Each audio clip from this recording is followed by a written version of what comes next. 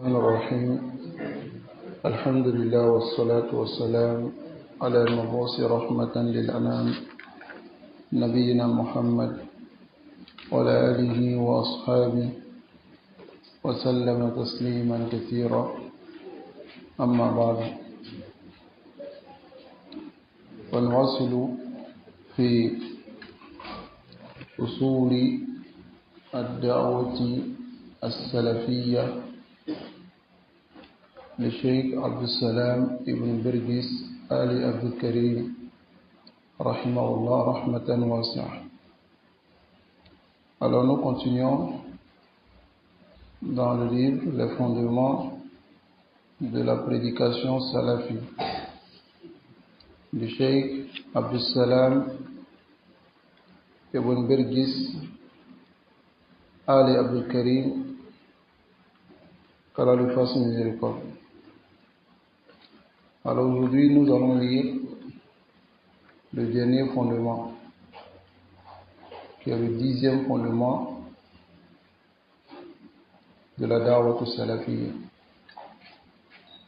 La semaine passée, nous avons lu le 9e fondement, qui est Munabazatu Ahl al-Bid'ah wa Tahdhir minhu, le rejet des gens de l'innovation et la mise en garde contre eux.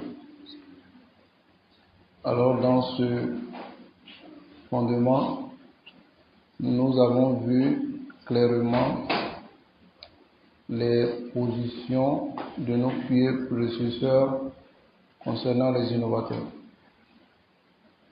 Donc, il n'est pas permis à un sunni qui s'affilie à la méthodologie de ses pieux prédécesseurs de les contredire, de rejeter totalement les innovateurs et de mettre en garde contre eux. Alors ici, dans le 10e fondement, iltizamuna bil kitabi wa sunnah fi kulli shu'unina wa ahwalina. Iltizam ici veut dire s'exiger. Iltizamuna, on peut dire nous nous exigeons, ou bien nous nous engageons bil kitab wa sunnah, de nous conformer au livre, au Coran et à la sunna, fi kulli shu'unina, dans tous nos affaires, wa ahwalina, et toutes nos situations. Alors ici le sunni, dans toutes ses affaires et toutes ses situations, il doit se conformer au Coran et à la Sunna. Hada wajibun alayh. C'est une obligation sur lui. Litakuna salafiyyan ala al-jadda, afin que tu sois un salafi sur la voie correcte. Tu dois t'exiger de suivre le Coran et la Sunna dans toutes tes affaires et toutes tes situations. Alors le Cheikh Abdul Salam, il a dit ici, iltizamuna bil kitab wa sunna fi kulli shu'unina wa ahwalina hiya aslul asil. Notre engagement à suivre le Coran et la Sunna dans toutes nos situations et toutes nos affaires, c'est la base des fondements. Wal hakim alayha, et qui va venir juger cela. Wa dhalika wuqufan inda qawli Allah subhanahu wa ta'ala. Cela, si on regarde dans la parole d'Allah et on s'arrête à cela, Allah dit: wa ma kana li mu'minin wa la mu'minatin idha qada Allahu wa rasuluhu amran an yakuna lahumul khiyaratu min amrihim وَمَنْ يَعْصِ اللَّهَ وَرَسُولَهُ فَقَدْ ضَلَّ ضَلَالًا مُبِينًا. Dans ce verset de Surat Al-Ahzab, Allah dit, il n'appartient pas aux croyants ni à la croyance. Lorsque Allah et son messager jugent quelque chose, qu'ils aient leur propre choix dans la manière d'agir. An yakuna lahum khira, qu'ils décident de suivre une autre voie. Et il dit, wa man ya'sillah, celui qui désobéit à Allah wa Rasulah et à son messager, faqad dalla dalalan ba'ida. Alors, il s'est égaré d'un égarement mubin, clair. Alors ici, dans ce verset, nous avons clairement l'ordre de suivre l'ordre d'Allah et de son messager et de ne pas avoir le choix de suivre ce que nous voulons. Ou bien lorsqu'un ordre vient d'Allah ou de son messager, on décide autrement. Voilà pourquoi Allah dit, وَمَنْ يَعْصِ اللَّهَ وَرَسُولَهُ, celui qui désobéit à Allah et son messager, فَقَدْ ضَلَّ ضَلَالًا مُبِينًا, il s'est égaré. Dans le verset de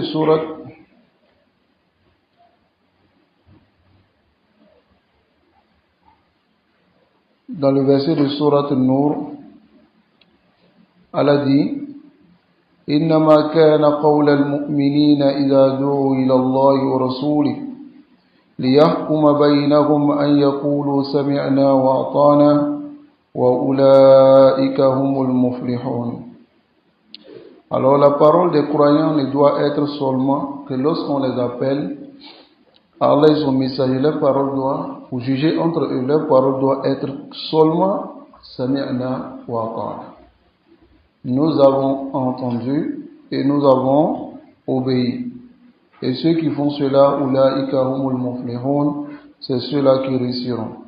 Ensuite, Allah dit, wa man yuti'illaha wa rasulahu, celui qui obéit à Allah et son messager, wa yakhsha Allah wa yattaqi, et craint Allah, fa ulaika humul faizun, c'est ceux-là qui réussiront. Jusqu'à la parole d'Allah, قل أطيعوا الله وأطيعوا الرسول, obéissez à Allah et son messager.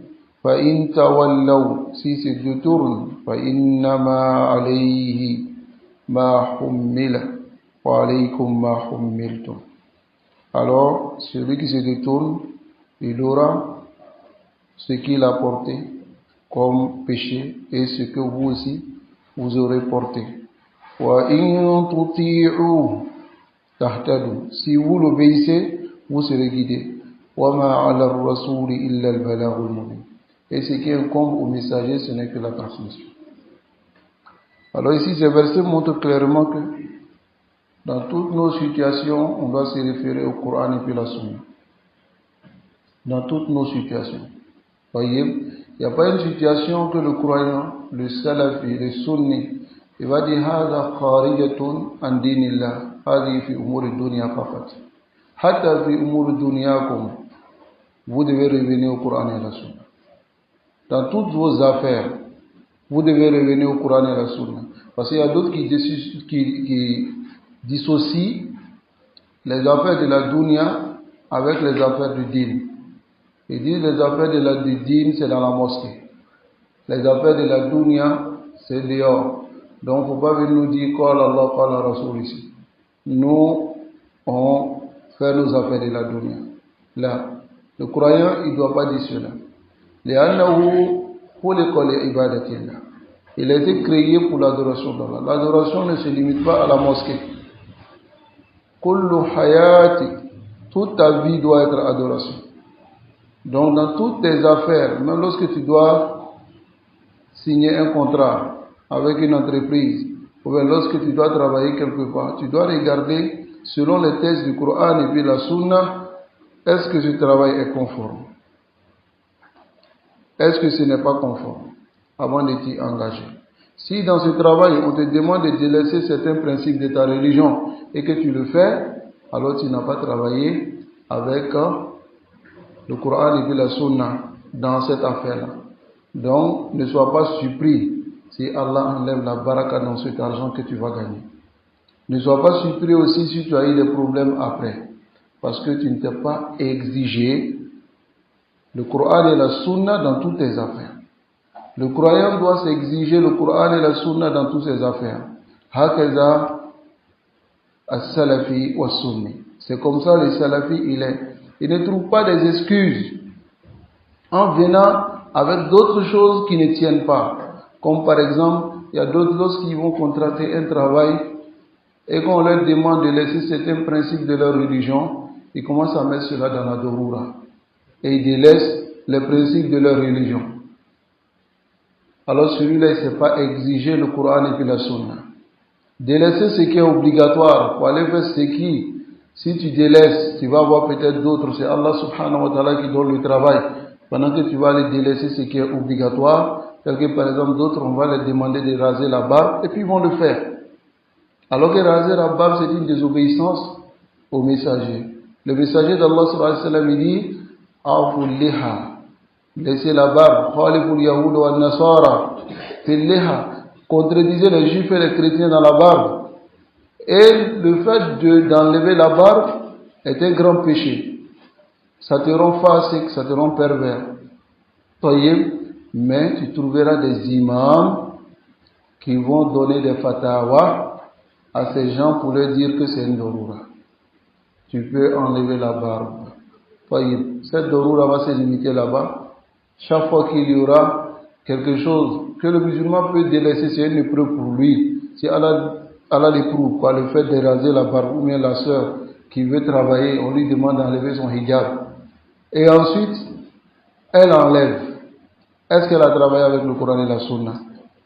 Alors c'est ce qui est ce fondement. Iltizamuna. Il faut qu'on s'exige. Tayyib. Bil-kitab wa sunna fi kulli shu'unina. Toutes nos situations. Wa ahwalina. Toutes nos affaires et nos situations. Tayyib. Donc voici les versets que nous avons vus. Idha qada Allah wa rasulahu amran. Si Allah et son messager décident quelque chose, voilà ce que Rasoul a décidé que c'est obligatoire. Maintenant, toi, tu arrives quelque part, on te demande, si tu n'enlèves pas ça, on ne te donne pas de travail. Qu'est-ce que tu choisis? Allah et son messager ou bien ce travail? Allah et son messager. Maintenant, si tu as le choix, tu prends le choix de décider ce que tu veux, en faisant ce que les gens te demandent, alors tu as désobéi au messager d'Allah, tu as désobéi à Allah subhanahu wa ta'ala. Qu'Allah nous accorde la compréhension. Donc il n'est pas permis aux croyants ni à la croyante de prendre une décision lorsque déjà Allah et son messager ont décidé. Ont décidé de quelque chose, hada wajib. Et lui va avoir le choix dans sa décision aussi de choisir ce qu'il veut. Là il y a 12. Alors ici, wal ayatu fil hassi ala al-kitab wa sunna wal amri bi tamassuk bihima kathiratun jiddan. Les versets qui viennent dans l'incitation de prendre le Coran et la sunna et l'ordre de s'y accrocher sont très nombreux. Wal ahadith an Rasulillah sallallahu alayhi wa sallam kadhalik minha. Les hadiths du messager d'Allah sallallahu alayhi wa sallam, pareil, parmi ces hadiths, ما ثبت في صحيح مسلم أن النبي صلى الله عليه وسلم قال في حجة الوداع. Ce qui est venu authentique, dans l'authentique de l'imam Muslim, que le messager d'Allah sallallahu alayhi wa sallam il a dit dans son dernier hajj, dans son hajj d'adieu, Akbar jama'in lil muslimin, dans le grand rassemblement des musulmans. Pendant que tous les musulmans, le jour de hajj, ils étaient là dans ce grand rassemblement. Il a dit قَدْ تَرَكْتُمْ فِيكُمْ مَا لَمْ تَضِلُّوا بَعْدِي إِنِ اعْتَصَمْتُمْ بِهِ كِتَابُ اللَّهِ. Il dit, j'ai laissé parmi vous quelque chose, tant que vous vous accrochez à cette chose, vous n'allez pas vous égarer. Madame. Non.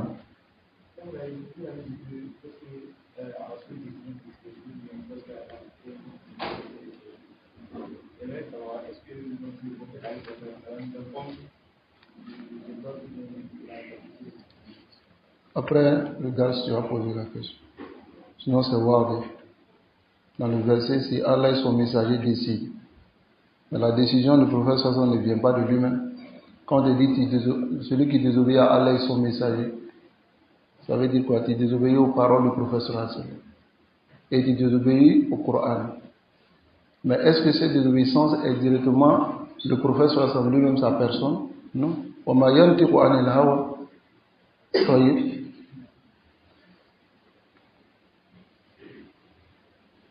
Pour ce coup-là, je veux que, si je finis, là, vous posez des questions.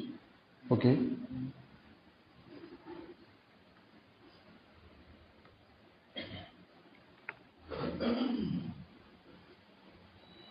Où on était?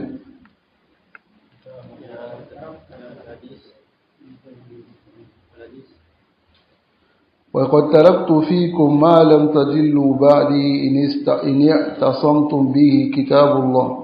Alors le messager d'Allah sallallahu alayhi wa sallam, il a dit, j'ai laissé parmi vous quelque chose, tant que vous allez vous accrocher à cela, alors vous n'allez pas vous égarer, le livre d'Allah.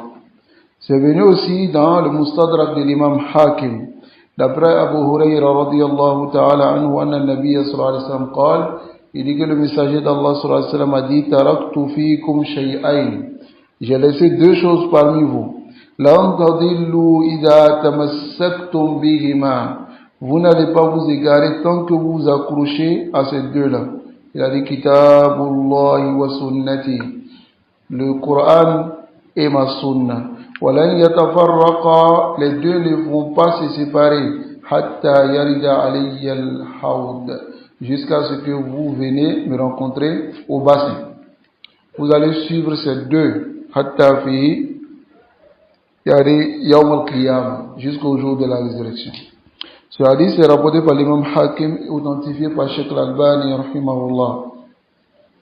وقال ابن Abbas رضي الله تعالى عنه dit في قول الله تعالى, au sujet de la parole d'Allah, فمن اتبع هدايا فلا يضل ولا يشقى. Celui qui suit ma guidance ne va pas s'égarer et ne va pas être malheureux. Alors, tadamman Allahu azza wa jal. Ibn Abbas dit que Allah subhanahu wa ta'ala a garanti liman qara al-Qur'an wa taba'a ma fi. Pour celui qui lit le Coran et suit ce qui est à l'intérieur du Coran, Allah yadilla fi dunya, qui ne va pas s'égarer dans la dunya. Allah lui garantit cela. Wa la yashqa fil akhirah, et il ne sera pas malheureux dans l'au-delà. Cela est rapporté par l'imam Ibn Jarir dans son tafsir. فَالْإِلْتِزَامُ بِالْكِتَابِ وَالسُّنَّةِ أَمْرٌ وَاجِبٌ. C'est exiger le suivisme du Coran et la Sunna, c'est quelque chose d'obligatoire. وَيَجِبُ عَلَى الدُّعَاةِ إِلَى اللَّهِ أَنْ يَعْتَنَوْا بِهِ عِنَايَةً عَظِيمًا. C'est obligatoire pour les prédicateurs, pour ceux qui appellent à Allah, d'accorder une grande importance à cela, une importance immense. وَيَجْعَلُوهُ نَصْبَ أَعْيُنِهِمْ, et qui placent cela devant leurs yeux. فَمِنَ الدُّعَاةِ وَلِلْأَسَفِ. Le chef dit, car il y a parmi les prédicateurs, malheureusement, مَنْ يُقَدِّمُ هَوَى, ceux qui dévancent leur passion, وَرَأْيَهُ, et son opinion, ala kitabillahi wa sunnati rasulihi, il dévance sa passion et son opinion sur le livre d'Allah et de son messager et la sunna de son messager. Wa in yusammi hadha al-hawa, wa in kana yusammi hadha al-hawa aw hadha ar-ra'i musamman akhar, même s'il nomme cette passion ou bien cette opinion d'un autre nom, pour justifier cette contradiction avec cela,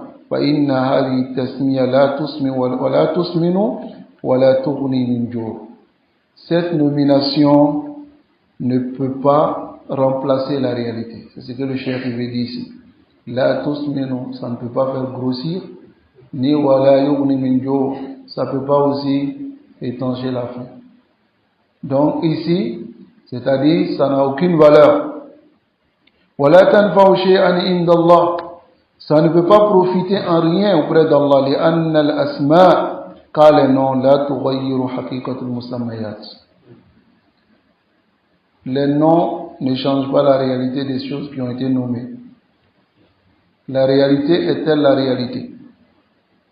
طيب فالذين يجعلون مصلحة الدعوة معارضة للكتاب والسنة, ceux qui placent l'intérêt de la da'wah, l'opposition au Coran et à la Sunna, فيقدمونها على نصوص الكتاب والسنة, ils dévancent cela sur les textes du Coran et la Sunna. هؤلاء قد ضلوا سواء السبيل, ceux-là se sont égarés du droit chemin. Il y a certains comme ça, يجعلون مصلحة الدعوة, le contraire du Coran et la Sunna. Ce qui n'a pas été dit dans le Coran et la Sunna, alors ils viennent avec cela et disent non, que c'est l'intérêt de la da'wah. C'est de cela que le cheikh veut parler ici. Et il va donner un exemple précis. هؤلاء قد ضلوا سواء السبيل ومما يفعلونه أن من ناوأهم. Et de ce qu'ils font est que celui qui s'oppose à eux, وعاداهم, et les prend pour ennemis, وكشف ما ينطوون عليه من الباطل, et commence à dévoiler ce qu'ils cachent comme fausseté, يجوزون الافتراء عليه. Ils autorisent le fait de mentir sur cette personne.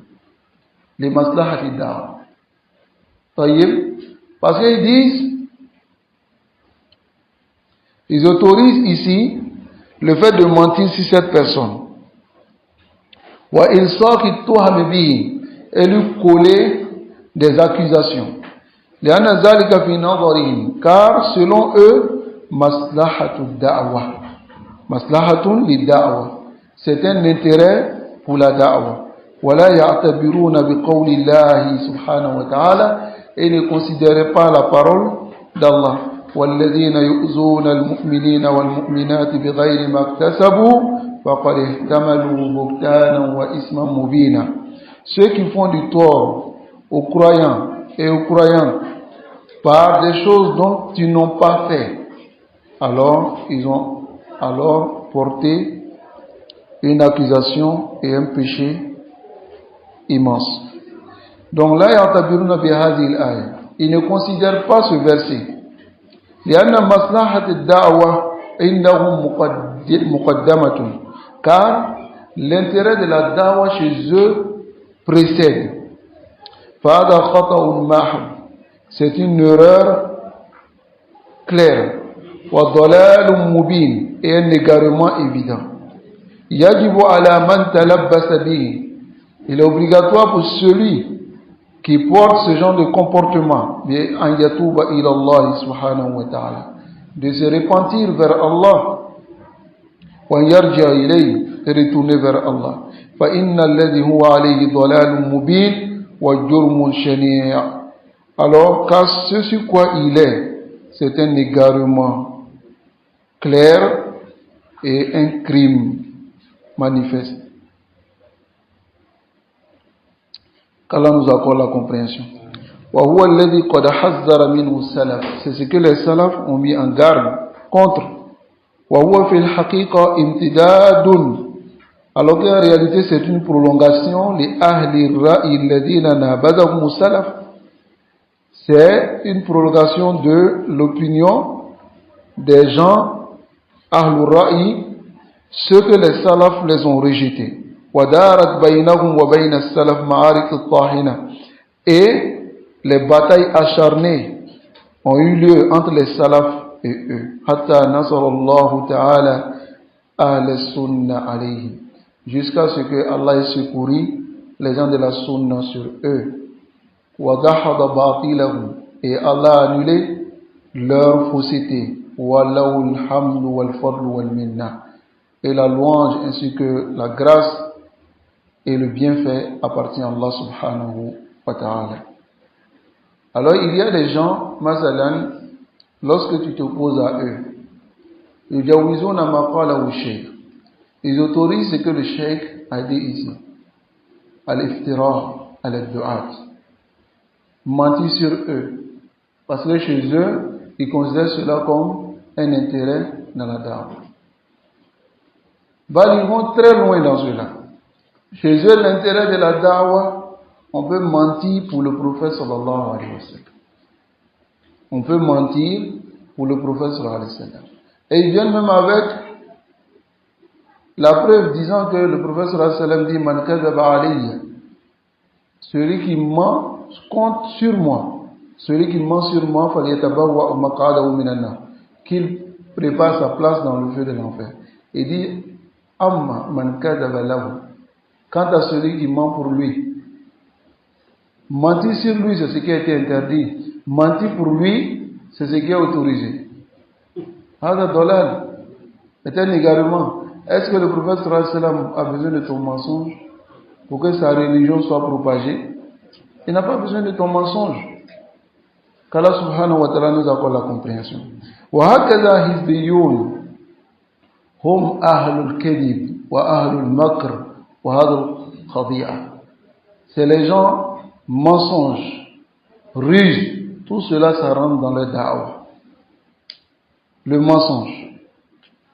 لأنهم يقولون مصلحة الدعوة. L'intérêt de la da'wah, on peut mentir juste un peu pour que les gens puissent, pour blaguer les gens. Hein? On va blaguer les gens, mentir un peu. Ou bien, on peut ruser. Ils rusent comme les politiciens. Ruser de cette manière. Tayyib, cela n'est pas dans notre religion. Tayyib, et ça ne rentre pas dans la maslaha de la da'wah. وَمِمَّا يَنْبَغِي أَنْ يُعْلَمُ. Et de ce qui convient de connaître أَنَّ عَدَمَ تَحْكِيمِ الْكِتَابِ وَالسُّنَّةِ فِي كُلِّ شُؤُونِ وَالْأَحْوَالِ, que le fait de ne pas juger avec le Coran et la Sunna dans toutes les affaires et toutes situations, يَنْجِمُ عَنْهُ مِنَ الْأَضْرَارِ وَالْمَفَاسِدِ الشَّيْءِ الْكَثِيرِ, va naître de cela des al-adrar, des torts et des beaucoup de méfaits derrière cela. Le fait de ne pas mettre en application le Coran et la Sunna, de ne pas nous exiger cela, fi kulli shu'unina, dans toutes nos situations et nos affaires, alors ça va mener beaucoup de dégâts. Et Ibn Qayyim rahimahullah, il a cité وعدد ابن قيم بعض هذه المفاسد. Ibn Qayyim a cité certains de ces méfaits وبعض هذه الآثار المدمرة, et certains de ces effets destructifs. فأحسن الله إليه, et il a bien cité, c'est-à-dire il a bien fait, et qu'Allah soit bienfaisant envers lui. إذ يقول في كتابه الفوائد. Ibn Qayyim, il dit dans son livre Al-Fawaid, il dit لما أعرض الناس عن تحكيم الكتاب والسنة والمحاكمة إليهما, lorsque les gens se sont détournés du fait de juger avec le Coran et la Sunna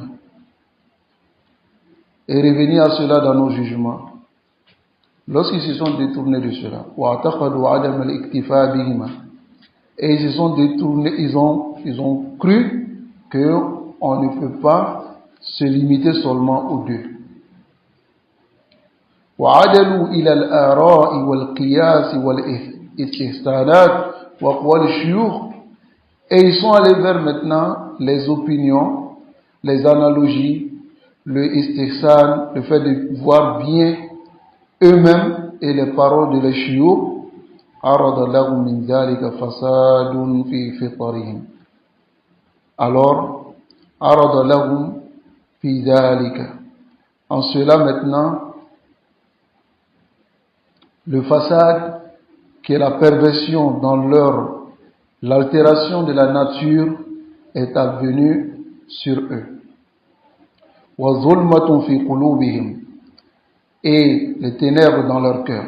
وَكَدَرٌ فِي أَفْهَامِهِمْ, et des troubles dans leur compréhension. ومحق في عقولهم et la diminution dans leur raison. وعمتهم هذه الأمور et ces choses-là les ont envahir. وغلبت عليهم et ont pris le dessus sur eux. حتى ربي فيها الصغير jusqu'à ce que l'enfant soit élevé dans cela. وهرم عليها الكبير et les grands sont devenus vieux dans cela. فلم يروها منكرا et n'ont pas vu cela comme des répréhensibles. فجاءتهم دولة أخرى et un autre règne est venu à eux. قامت فيها البدع les innovations se sont dressées مقام السنة à la place de la sunna. والنفس مقام العقل et l'ego à la place de la raison. والهوى مقام الرشد la passion à la place de la droiture. والضلال مقام الهدى et l'égarement à la place de la guidance. والمنكر le répréhensible maqam al-ma'rouf et le répréhensible a pris la place du bien. Wal-jahl l'ignorance maqam al-ilm l'ignorance a pris la place de la science. Wal-riya maqam al-ikhlas et le riya qui est l'ostentation a pris la place de la sincérité. Wal-batil maqam al-haq et ensuite le faux a pris la place de la vérité. Wal-kadhib le mensonge ou bien le faux a pris la place du vrai. Wal-kadhib maqam as-sidq et le mensonge a pris la place de la vérité. Wal-mudahanatu et la flatterie maqam an-nasiha a pris la place du bon conseil. Wal-zulm l'injustice maqam al-adl a pris la place de l'équité. Fasaratu ad-dawla wal-ghalaba li hadhihi al-umur et l'État, le pays et al-ghalaba, ce qui a pris le dessus, ce sont ces choses-là. Nasallallahu alayhi wa sallam. Alors le Cheikh Abdul Salam yushiru ila al-umur as-sayyi'ah allati tandimu an adam tahkim al-kitab wa sunnah. Alors il veut parler de ce qui est négatif, des choses, des mauvaises choses qui vont naître lorsque on ne va pas mettre en pratique le Coran et la Sunna dans toutes nos situations. Les musulmans ont délaissé derrière eux le Coran et la Sunna. Ils ne mettent pas en pratique dans toutes leurs situations. Qu'est-ce qui est arrivé dans leur vie? Qu'Allah subhanahu wa ta'ala nous accorde la compréhension. Wa ahluha et les gens de cette dawla hum musharu ilayhim. C'est eux qui sont pointés du doigt. Wa kana qabla zalika li afdaliha. C'était avant cela le contraire. Wa kana ahluha hum musharu ilayhim. Et les gens de cette dawla passée, c'est ceux-là qu'on indiquait. Fa idha ra'aita dawlatan hadhihi al-umur qad aqbalat. Si tu as vu dans un état, ces choses-là ont commencé à venir. وراياتها قد نصبت et ces bannières ont été dressées وجيوشها قد ركبت et ces armées ont été lancées فبطن الأرض le chef Ibn Qayyim dit بطن الأرض qui est sous le sol خير من ظهرها est meilleur que le dessus, c'est-à-dire la mort est meilleure en ce moment si ces choses arrivent dans un état où on va mettre la sunna à sa place, la bid'a. La passion, on va mettre à la place de la guidance, la passion. À la place de l'égarement, à la place de la guidance, l'égarement. Et le mal sera vu comme le bien. Taïb, la mudahana, la flatterie, sera vue comme le bon conseil. Alors il dit فَبَطْنُ الْأَرْضِ وَاللَّهِ خَيْرٌ مِنْ ظَهْرِهَا وَقُلَ لِلْجِبَالِ خَيْرٌ مِنَ السُّهُولِ. Les sommets des montagnes seront meilleurs que les plaines en bas. وَمُخَالَطَةُ الْوَحْشِ et la compagnie des animaux sauvages أَسْلَمَ مِنْ مُخَالَطَةِ النَّاسِ sera plus préservant, plus sûr que le fait de se mélanger aux gens.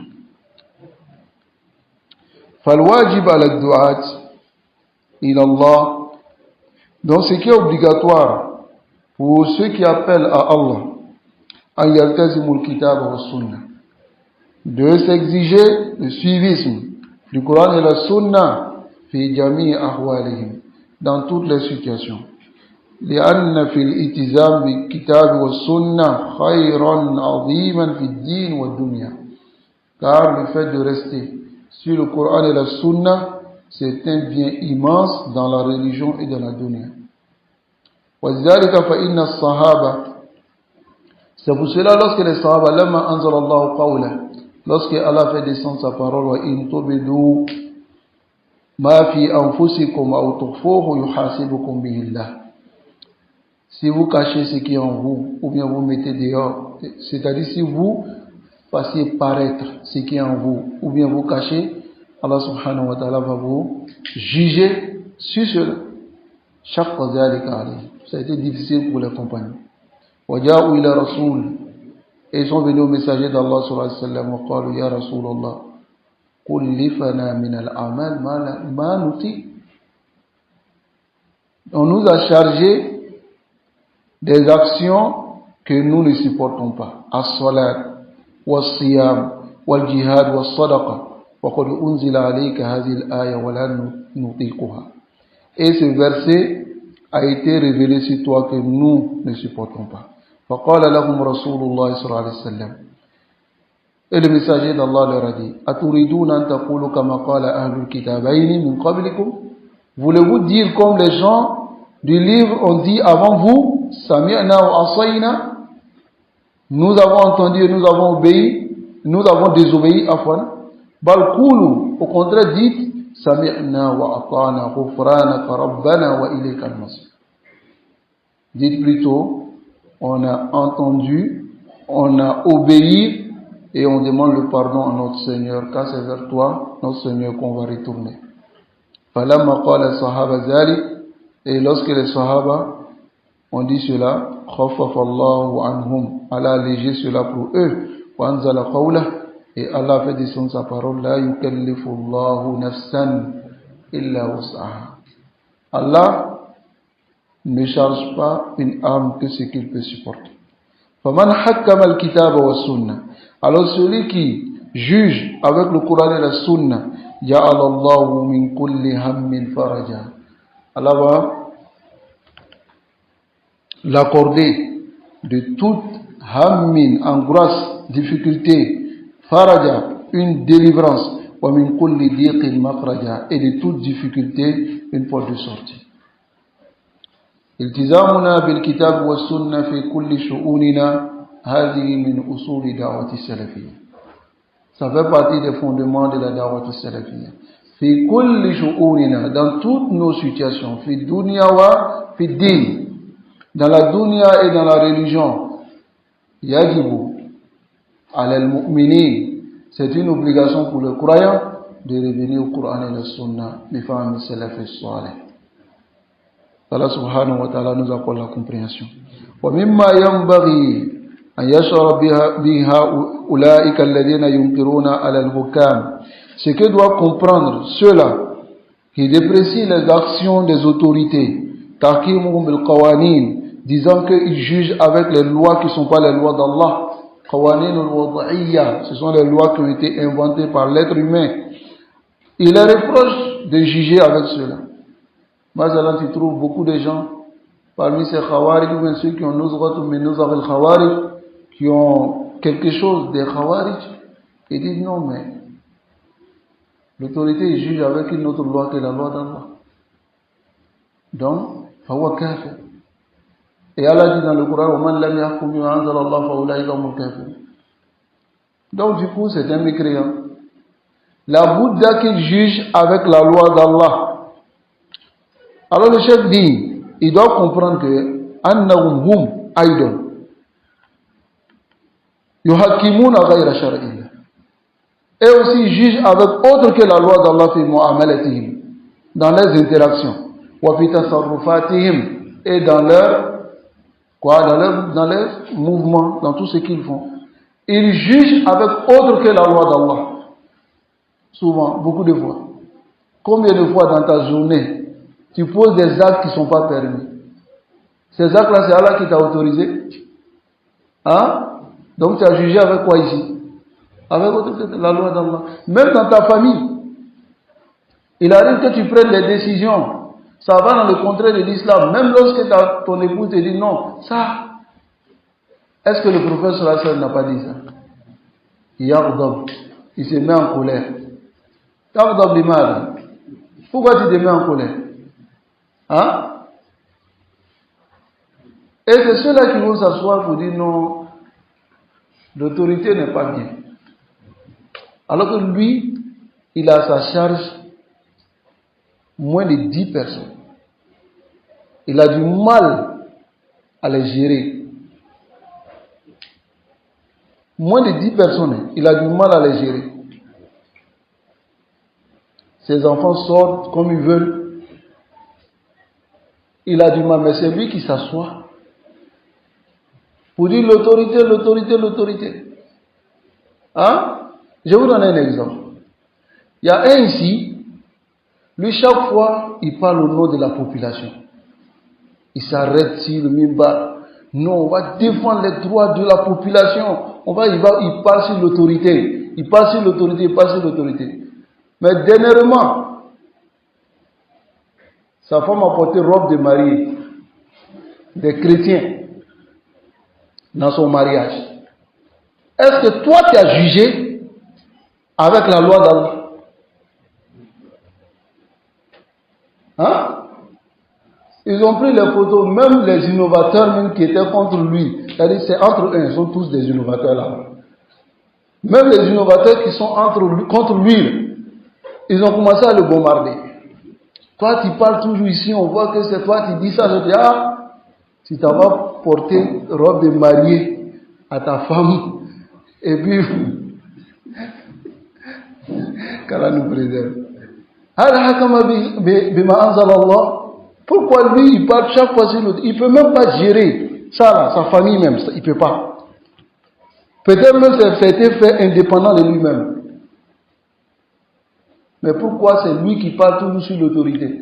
C'est un exemple que le cheikh donne ici. Et moi, je vais vous donner des exemples palpables de ceux, wallahi, qui parlent sur l'autorité.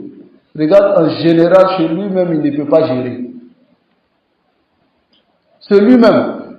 Parce que par Allah, la personne qui sait que gérer des gens, c'est difficile, il ne va pas se lever pour parler comme ça.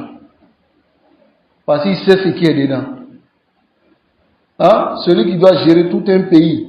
Toi, tu vas venir parler sur lui comme ça. Hein? Alors que toi, tu as à ta charge moins de 10 personnes. Tu n'arrives même pas à les gérer. Allah nous accorde la compréhension. Donc le cheikh dit là, je ne dis pas qu'ils jugent avec autre que la loi d'Allah, fi jami' umurihim, dans toutes les situations. Walakin la ubaligh in qultu. Mais je ne vais pas exagérer si je dis fi kathir min umurihim. Dans plusieurs de leurs situations, ils ne jugent pas avec la loi d'Allah. Ces gens qui parlent sur l'autorité. Dans plusieurs de leurs situations, ils ne jugent pas avec la loi d'Allah. Allah interdit le mensonge, la riba. Allah interdit. Combien de péchés Allah interdit qui tombent dedans? Ils ont jugé avec la loi d'Allah. Falyattaqullah. Le cheikh dit qu'ils craignent Allah fi anfusihim, en eux-mêmes. Walyuhasibu anfusahum, et qu'ils fassent leur propre compte qabla an yuhasabu, avant d'être jugés. Wabillahi tawfiq. Et Allah appartient à la conformité. Wa sallallahu wa barik wa ala nabiyyina Muhammad. Et que la prière et la paix et la bénédiction d'Allah soient sur notre prophète Muhammad wa ala alihi wa ashabihi ajma'in, et sur sa famille et tous ses compagnons. Donc par cela nous avons terminé cette risala du Cheikh Abdul Salam Ibn Bergis Ali Abdul Karim, qui est Usulu Da'awati As-Salafiyya. Donc on va faire un récapitulatif des différents fondements. Alors quel est le premier fondement que le cheikh il a cité? Le premier fondement, vous cherchez. Hein? Naam Omar. Hein? Al-Ilm, comme ça simplement. Qu'est-ce qu'on a dit? Al-Ilm, ça c'est vaste. Naam. Al-ihtimam, accorder de l'importance. Wal-inayatu, on a dit ça aussi, non? Bi talabil ilm shar'i. Alors accorder de l'importance à chercher la science, légiférer et la compréhension dans la religion. Voici ici ce fondement-là, c'est la base. Et on a dit ici que la yambari les salafis yakuna jahila.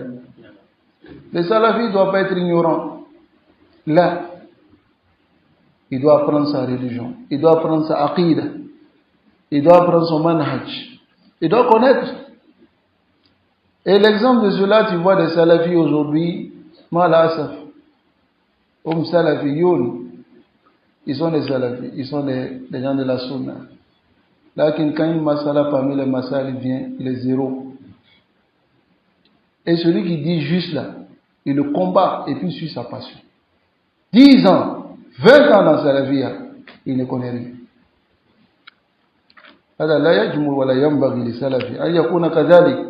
Il doit apprendre. L'apprentissage aujourd'hui, Allah subhanahu wa ta'ala a facilité. Dans l'exercice des sciences. Alhamdulillah. Et aujourd'hui, sur Internet, on peut suivre les directs, n'est-ce pas? Partout où tu te trouves, tu peux suivre. Alors le deuxième fondement, c'est quoi? Qu'est-ce qu'on a dit? Le deuxième fondement. Non? Al-hirsu ala tatbiq al-amali l'islam. Qu'est-ce que cela veut dire? Non? La pratique de l'islam. Non. Faire l'effort de non pratiquer. Non, c'est ce qu'il a dit. Mettre en pratique ce qu'on applique, c'est-à-dire mettre en pratique l'islam. Voyez? Donc, ça c'est le deuxième fondement, n'est-ce pas? Et le troisième fondement, Naam, Abu Abdurrahman.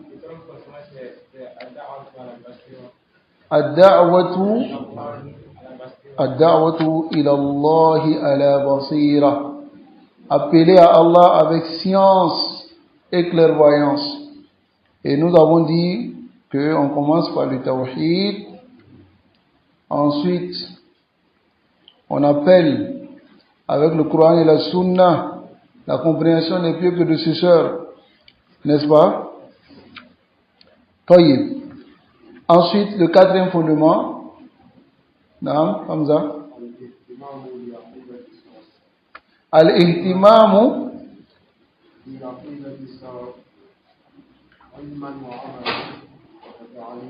ilman wa amalan wa ta'liman. Qu'est-ce que cela veut dire? Al-ihtimamu bi aqidati salaf ilman wa amalan wa ta'liman. Naam. Accorder de l'importance à la croyance et à l'aqida des salaf. Naam. En l'apprenant, l'enseignant et en l'appliquant. Oui, barakallahu fik. Accorder de l'importance à la croyance des salaf dans la science, la mise en pratique et l'apprentissage. Voyez? Alors voici le quatrième fondement de la da'wat salafiyya. Naam. Ensuite, le cinquième fondement. Le cinquième fondement. Naam.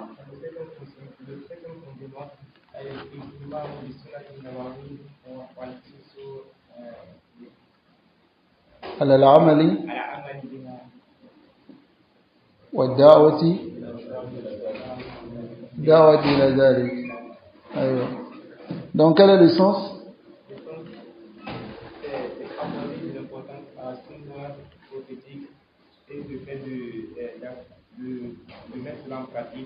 Non. Non. Barakallahu fik. Donc ici, accorder de l'importance à la sunna du prophète sallallahu alayhi wa sallam et faire l'effort de mettre en pratique et appeler à cela. Voici le cinquième fondement de la da'watu as-salafiyya. Le salafi doit accorder de l'importance à la pratique de la sunna. Ensuite, doit accorder de l'importance à la mise en pratique et appeler à cela. Taïb, cela ici va faire le contraire de la da'wah des autres, qui n'accordent pas d'importance à la pratique de la sunna. Taïb, et qui n'appellent même pas à cela. Le sixième fondement, qu'est-ce qu'on a dit? Le sixième fondement.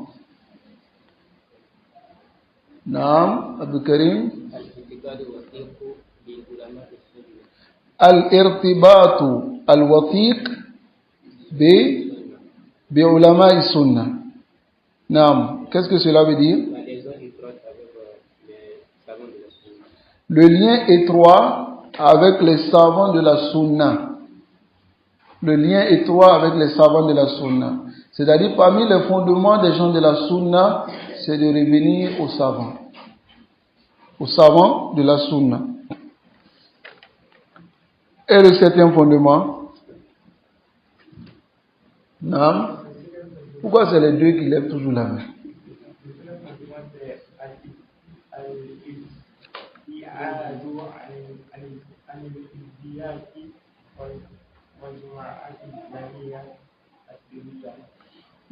Tu lis, hein? Moi, je pensais que tu disais comme ça. Hein? Ok. Al-ibtiadu, s'éloigner des sectarismes, c'est ça?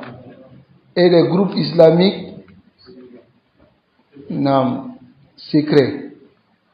Qui peut me donner l'exemple d'un groupe islamique secret qu'on doit s'éloigner d'eux? Non? Al-Khawarij. Voilà, Ikhwan al-Muslimin. Pourquoi c'est un groupe secret? Non? Parce que généralement, ils font des plans, des associations, des conférences, sans que cela ne soit connu du grand. Ils invitent des personnes en particulier pour pouvoir fixer leurs objectifs et puis se revenir à quelque chose. Oui, ça fait partie. Mais je veux quelque chose de précis et simple. Non?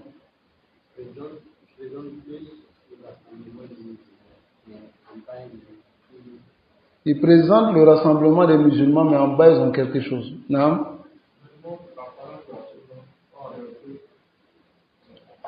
Très bien. Ça, c'est l'élément aussi clé. Ils montrent l'apparence de la sunna, mais en réalité, ils ne sont pas sur la sunna.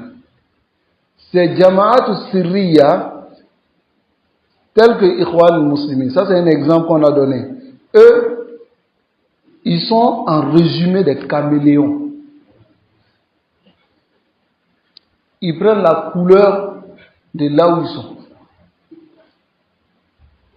Voyez, ils sont comme ça, en résumé, des caméléons. Parce qu'en leur sein, ils ont toutes sortes de groupes. Tout.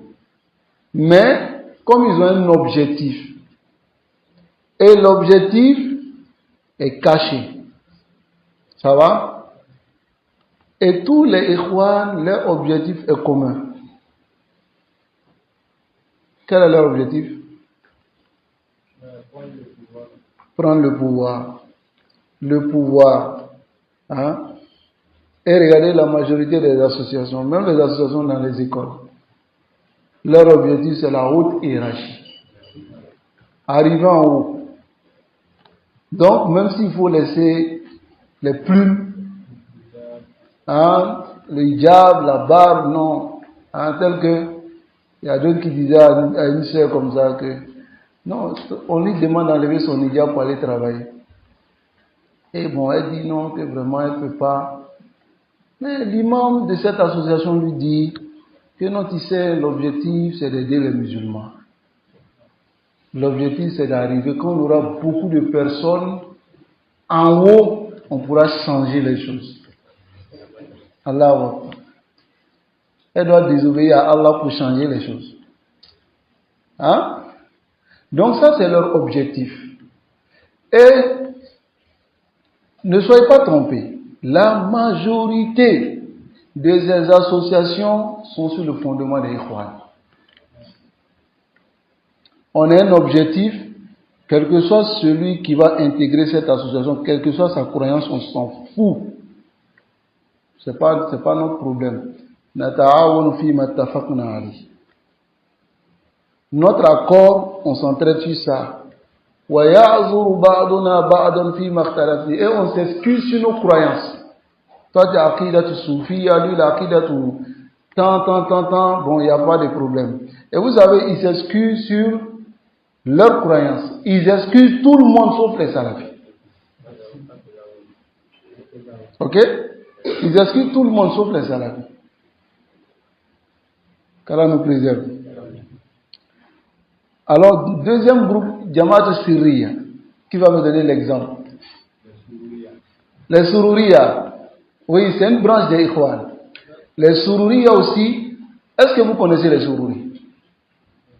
Si tu vois un Sururi, tu vas dire c'est le Salafi que je cherche laquelle. Très pour très, il te dit Qala Sheikh Rabi, Qala Ibn Baz, Qala Uthaymin, Sheikh Islam Uthaymiya, Ibn Qayyim, Imam Ahmad. Il te cite tous ces imams. Tu le vois, Rajul Zulihya, il a une barbe, les sous-sacs, tout. Parce que les Sururi, l'une de leurs spécificités, c'est de cacher cette croyance qui est en eux. Mais ils font paraître la salafiyya. Et leurs savants font paraître la salafiyya comme les savants salafis. Mais en réalité, ils sont Sururi. En réalité, ils sont Sururi. Donc ça aussi, c'est un exemple. Sururiya. C'est une branche de la Ikhwaniyya. Hein? Ouais, on les distingue par le inkar al-alani, ça c'est awal shay. Ils disent chaque fois qu'il faut déprécier l'acte de l'autorité. On ne sort pas contre lui, mais on peut le répliquer. Ça c'est l'une de leurs croyances. Inch'Allah. Si Allah nous donne l'occasion, on va parler de manière spécifique sur la croyance des Sururi. Inch'Allah. Naam, un autre groupe. Jamaat Tabligh. Nam, ils sont Jamaat Sirriya. C'est un groupe privé, caché, secret même.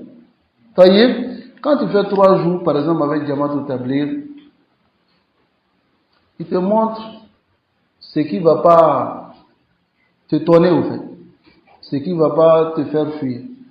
Vous allez lire, par exemple, les surahs dans le Coran. Vous allez lire les hadiths dans Riyad Salihin, vous allez, voilà, mais si quelqu'un vient dire à quelqu'un qui a fait 3 jours dans Jamaat Tabligh que ceux-là ils adorent les cons, il ne va pas comprendre. Il va dire non, mais ça c'est faux. Et il va commencer à les défendre. Mais Jamaat Tabligh, comme ils ont leur aqidah, mais ils sont secrets. Ils cachent leur aqidah. Donc ils commencent à te faire le lavage des cerveaux. Même s'ils disent que le lion est venu saluer un homme, tu as dit Allahu Akbar dessus. Malgré que, demande-toi, il a même tourné un film indien. Mais tu as dit Allahu Akbar. Parce qu'il commence à t'avoir un peu. Maintenant, quand tu fais 40 jours, tu commences à ancrer un peu. Quand tu fais 4 mois, tu commences à ancrer. 1 an. Et tu vas en Inde, Pakistan, Nizamuddin. Tu arrives là-bas, non, c'est fini. Toi, tu as Mouzakara avec les Mouzakara des 3 jours, c'est pas la même chose. Voilà pourquoi, même dans les marakis, s'ils doivent donner conseil, il y a chaque groupe. Il y a le groupe de 3 jours, et ils ne peuvent pas forcément comprendre ce qui est chez les 1 an ou bien les 4 mois. Parce qu'on n'a pas encore bien lavé les cerveaux. Sinon, qu'est-ce qu'il y a dans le Coran qu'on ne peut pas comprendre? Hein? C'est comme il y a l'un d'entre eux qui me dit comme ça, il dit, je vais te dire des choses que tu ne peux pas comprendre. Il dit, ah bon, je ne peux pas comprendre. Il dit, non, tu ne peux pas comprendre. Comment on ne peut pas comprendre? Il dit, tu ne peux pas comprendre. Il dit, ah bon. Il dit, il y a des machaïs, quand ils parlent en Inde, il y a des machaïs, quand ils parlent en Inde, ceux qui écoutent là, ils tombent malades. Il dit Allah. Ensuite, encore, il dit, au Pakistan, il y a des machins et quand ils parlent, les gens tombent, évanouis. Ça, c'est au Pakistan. Ça, c'est le degré du juste milieu. Je suis là, je l'écoute seulement.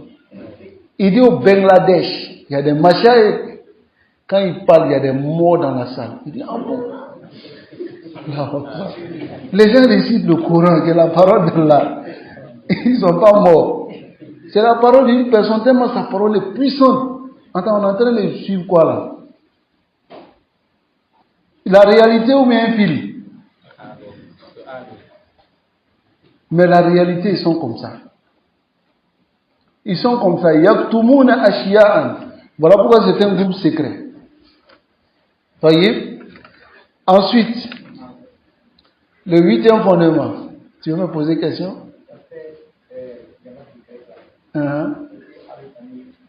Alors, les Moumaïa, ça aussi c'est un groupe secret. Ils sont parmi les salafis, mais ils sont très dangereux. Très très dangereux. Hein? Mais les alama, alhamdulillah, les savants donnaient les alama, leurs signes pour pouvoir les connaître. Si tu vois quelqu'un, dès qu'il entend mise en garde, il devient froid. Il n'aime pas. Vous savez que lui là, il a quelque chose en lui. Donc tôt ou tard, il va faire sortir. Et si tu vois quelqu'un qui trouve des excuses toujours pour un monharif, il dit non, si tu vois, quand vous avez parlé comme ça, moi je vois, si vous étiez parti le voir assis avec lui, vous allez discuter, c'est vrai, c'est une erreur. Tel qu'il y a un qui veut défendre un docteur Doual comme ça, il dit dans sa parole que le docteur, lui, l'acte qu'il a posé, c'est pas bien, mais il a fait ça pour l'intérêt des musulmans. Pour l'intérêt de qui? Hein? Pour l'intérêt de qui? Qui veut qu'il n'a pas le fait l'élo d'un égaré pour l'intérêt des musulmans? Égaré, il va faire quoi à qui? Hein? Wahakaza. Hein? Pour un intérêt, pour pouvoir faire la dawa. Pourquoi? Car là, nous n'avons pas la compréhension. Ensuite, ici, le 8e fondement. Non? Iltizamuna bima dalla alayhi al-kitab wa sunnah. C'est-à-dire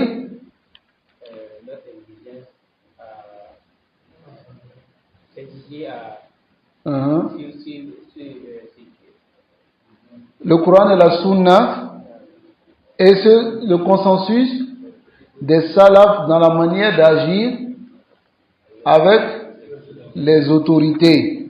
Et on a vu des détails ici. Alhamdulillah, pour celui qui cherche la vérité, verra clairement que les autorités avant, avec les autorités d'aujourd'hui, ne sont pas pareilles. Les autorités avant, hein, ils étaient durs. Mais les Sahaba les ont obéis, tels que Hajjaj ibn Yusuf. Qu'est-ce qu'il n'a pas fait? Mais les Sahaba ont obéi, ils ne sont pas sortis contre lui. Parce que le messager d'Allah sallallahu alayhi wa sallam leur a dit de ne pas sortir contre l'autorité. Et on a vu des exemples ici dans ce fondement-là. Ensuite, le 9e fondement. Le 9e fondement. Non? Et on a vu des exemples ici. Le rejet des gens de l'innovation et la mise en garde contre eux. On a vu aussi des exemples ici clairs qui montrent que le sunni, le salafi, parmi les fondements de sa da'wah, c'est de rejeter totalement les innovateurs. Et c'est là qu'on va faire devenir les Moumaïa. Les Moumaïa, ils ont un problème avec ça. Non, arrêtez de boycotter les gens. Il ne faudrait pas que votre religion soit boycott. Pourquoi tu parles généralement? Qui on a boycotté? Il faut dire clairement celui qu'on a boycotté. Maintenant, si cette personne est quelqu'un de clair, de la sunna, il n'a pas d'ambiguïté, alors c'est que tu as raison. Mais si cette personne a ambiguïté, c'est que ceux qui l'ont boycotté, ils ont raison. Mais ceux qui viennent, non, la religion, c'est pas boycott. هذا الإجمال من أهل البدع. Cette globalité vient des innovateurs. C'est les innovateurs qui globalisent. Vous voyez, Bébois là, ils ont enlevé tout le monde dedans. Qui était dedans et puis on l'a enlevé? Hein? Généralité. Donc, indahum asalib, ils ont des méthodes, ils ont des manières pour pouvoir faire fuir les gens des salafis. Ils se présentent comme les salafis, les sunnis, mais lorsque il y a une mise en garde sur un égaré, c'est là que tu trouves que cette personne yadda'i salafiyya lakin al-haqiqa ghayr dhalik. La réalité n'est pas cela. Et ce matin, nous avons donné l'exemple du salafi al-muzayyaf. Le salafi muzayyaf, c'est quel salafi? Le tazif d'abord c'est, vous voyez l'or par exemple, l'or plaqué.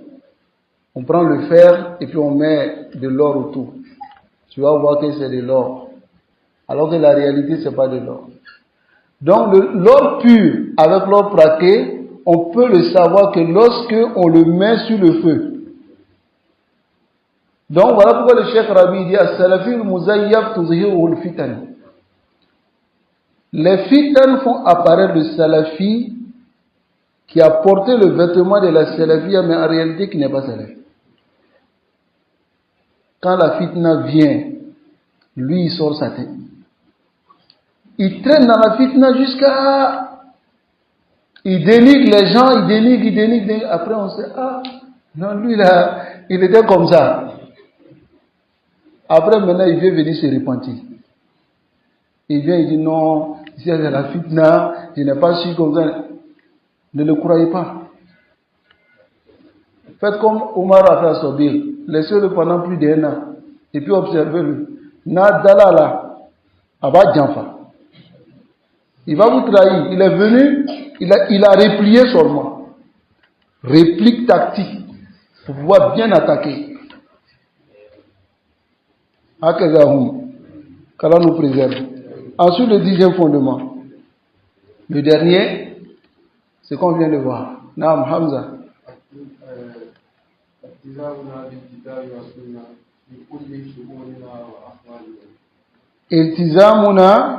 بالكتاب والسنة في كل شؤوننا وأحوالنا. La traduction de cela, non? C'est le fait de s'exiger, de se conformer au kitab et à la sunna du prophète sallallahu dans toutes nos affaires et dans toutes nos situations.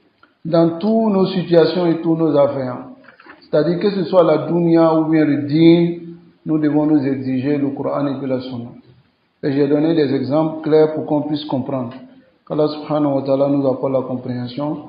Donc on va s'arrêter ici et nous disons Alhamdulillah alladhi manna alayna bi itmami hadha al-kitab. On dit Alhamdulillah, la louange appartient à Allah qui nous a accordé la grâce de terminer ce livre et nous lui demandons de nous accorder la compréhension et la mise en pratique de ce qui est dans ce livre. Et je vous conseille de ne pas vous limiter à cela. Pour ceux qui ont suivi le livre, normalement comme il se doit, ils doivent réviser le livre et ensuite rester sur les fondements qui ont été dits afin d'être sur le manhaj as-salafi dans la da'wah. Qu'Allah nous accorde la compréhension. Wa sallallahu wa sallam ala nabiyyina Muhammad wa ala alihi wa ashabihi ajma'in.